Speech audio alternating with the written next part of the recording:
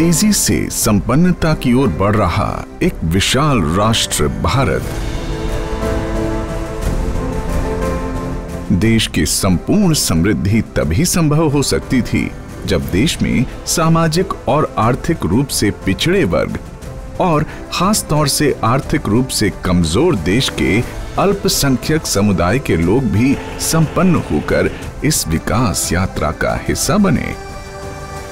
भारत सरकार के अल्पसंख्यक मामलों से जुड़े मंत्रालय ने देश के अल्पसंख्यक समुदाय के गरीबों के विकास के लिए कई योजनाएं शुरू की हैं। अधिकतर गरीब अपने जीवन पर देश में उभर रहे डिजिटल प्रभाव से अनजान हैं, जिस कारण वे इन योजनाओं का लाभ नहीं उठा पा रहे हैं। पंडित दीनदयाल उपाध्याय स्मृति मंच अपने राष्ट्रीय अध्यक्ष श्री विनोद शुक्ला जी के नेतृत्व में आर्थिक साक्षरता और सामाजिक जागरूकता की एक अभिनव पहल शुरू की है। पिछले कुछ वर्षों में देशवासियों ने यहां विकास और प्रगति की एक अनूठी यात्रा देखी है। महान दूरदर्शी पंडित दीनदयाल जी के विचार अंत्योदय का अनुसरण करते हुए मंच अपने नॉलेज पार्टनर एडिफाई ग्रुप के सहयोग से अल्पसंख्यक समुदायों के आर्थिक रूप से कमजोर वर्ग को भारत सरकार द्वारा लागू इन योजनाओं के बारे में जानकारी देने और इनसे लाभ उठाने के लिए प्रशिक्षण शिविर आयोजित करता है। देश में की गई वर्ष 2011 की जनगणना के अनुसार भारत में अल्पसंख्यक समुदाय देश की कुल आबादी का 20.2% है और इसमें सबसे अधिक लगभग 14.23% मुस्लिम समुदाय है और उनमें साक्षरता दर अल्पसंख्यकों में सबसे कम केवल 68.5% है। देश की आज़ादी के बाद भी जो अल्पसंख्यक वर्ग में खास तौर से जो मुस्लिम समुदाय के लोग हैं, ये बहुत पिछड़े हुए लोग हैं। इनकी मतलब ना तो हेल्थ की तरफ विशेष ध्यान दिया गया है, ना इनकी आर्थिक उन्नति की ओर विशेष ध्यान दिया गया है। मंच ने ये बीड़ा उठाया है कि इस समाज को भी आगे बढ़ाया जाए और इसमें हम ये देखेंगे कि उनकी स्वास्थ्य, स्वच्छता और आर्थिक स्थिति कैसे ज़्यादा से ज़्यादा ऊपर उठे और इसके लिए मंच दृढ़ संकल्पित है। मंच समाज को जाति, पंथ और धर्म से ऊपर देखता है। अपने इस कार्यक्रम में मंच ने गरीब मुसलमानों तक पहुंचने का निर्णय लिया, जिससे कि वो भी इन योजनाओं का लाभ उठा सकें जो भारत सरकार ने उन सब के विकास के लिए लागू की हैं। Financial literacy which has diminished over a period of time right from independence. The government has implemented certain programs which has not reached the downtrodden people. So we take this opportunity on the platform of our Manch under the guidance of our President Shri Vinod Shukla ji to conduct workshops all over India to create awareness about financial literacy, about banking, and to take advantage of all the schemes that have been introduced by our government of India for their betterment and for their upliftment in society. अपने इस कार्यक्रम के तहत मंच ने मुंबई शहर के उपनगर मलाड के मुस्लिम बहुल क्षेत्र मालवानी में एक प्रशिक्षण शिविर आयोजित करने का निर्णय लिया। अच्छा, मालवनी का जो हॉल वगैरह है, सारी चीजें व्यवस्था है, सारी तैयारी हो गई है, सारा हॉल्स फाइनल हो गया है, सब लोगों से बात कर लिए, सारे लोगों को टाइमिंग दे दिया है। हैदर आजम जी गेस्ट हैं अपने, हैदर आजम जी से भी बात हो गई, उन्होंने भी अपना अपॉइंटमेंट फाइनल कर दिया। कैसा था वहाँ का रिस्पांस? मतलब लोगों में उत्साह था? सारे लोगों का रिस्पांस पॉजिटिव है भाई साहब, बहुत सारा एनर्जी है लोगों में, चाहते हैं कि ऐसी मतलब सेशन बार बार कंडक्ट हो। चलो ठीक है, क्योंकि हम लोग यहाँ पर है नहीं, वहाँ पर बड़ा प्रोग्राम आ गया, इच्छा तो बहुत थी, अब तुम्हारे कंधों पे भार है।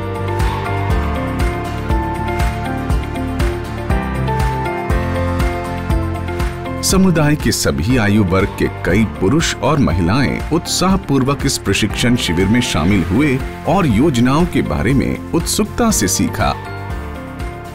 अब आपको पता है कि गवर्नमेंट के बहुत सारे स्कीम्स चलते हैं, उसमें से एक प्रधानमंत्री जनधन योजना एक स्कीम है। हुनर, अगर आपने इसके बारे में सुना, कौशल विकास की योजनाएं, बहुत सारी चीज़ें चलती है। जम्मू कश्मीर से लेकर कन्याकुमारी तक आप देखोगे ऐसे 35 से ज़्यादा योजनाएं हैं जो मिनिस्ट्री ऑफ माइनॉरिटीज़ यानी कि अल्पसंख्यक मंत्रालय भारत सरकार द्वारा माइनॉरिटीज़ के लिए किया जाता है।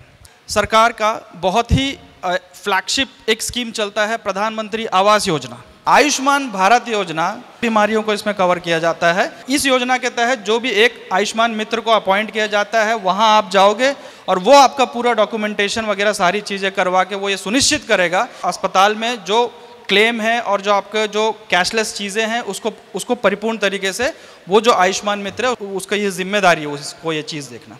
सरकार जो भी योजना चला रही है उसमें बैंक के साथ जुड़ना जो है सबसे पहला एक क्राइटेरिया सरकार ने बना के रखा है, ताकि किसी भी प्रकार की सब्सिडी आपको अगर मिलती है वो सब्सिडी सीधे आपके बैंक खाते में आती है। लेकिन होता क्या है कि जब हम बैंक में खाता खोलने जाते हैं तो बैंक में हम बहुत सारे डॉक्यूमेंट्स जो है हम जमा करते हैं। ख्याल रखना है कि जब भी आप डॉक्यूमेंट जमा करते हो तो उसका पर्पस जो होता है किस संदर्भ में आप वो डॉक्यूमेंट का इस्तेमाल कर रहे हो, उस डॉक्यूमेंट में ये चीज क्लियरली आप उस चीज को मेंशन कर दीजिए।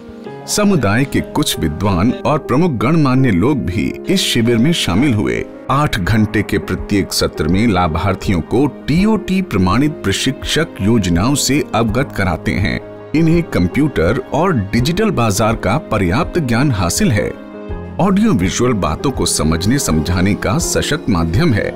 इन शिविरों में छोटी छोटी फिल्मों, PPT और पोस्टर आदि का भी उपयोग किया जाता है। भाग लेने वाले लाभार्थियों को डिजिटल लेन देन, कृषि से संबंधित सहायता ऐप का इस्तेमाल और स्मार्टफोन में इंटरनेट का उपयोग करने के बारे में भी समझाया जाता है।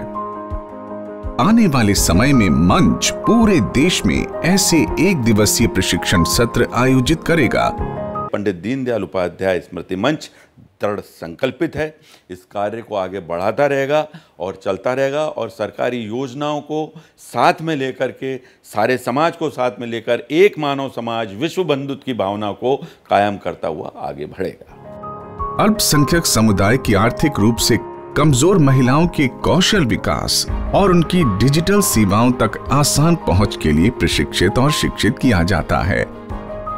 I, being the National General Secretary of Pandit Deen Manch, assure you that many programs and many such workshops, training programs shall be conducted on the subject of financial literacy for the financially weaker section of our society. आइए आर्थिक साक्षरता और सामाजिक जागरूकता कार्यक्रम के माध्यम से आप भी समाज के कमजोर वर्ग के समुचित विकास के लिए मंच की इस अभिनव पहल में हमारे साथ हाथ मिलाएं। आर्थिक साक्षरता और सामाजिक जागरूकता यानी डिजिटल इंडिया को मजबूत करने की दिशा में एक कदम।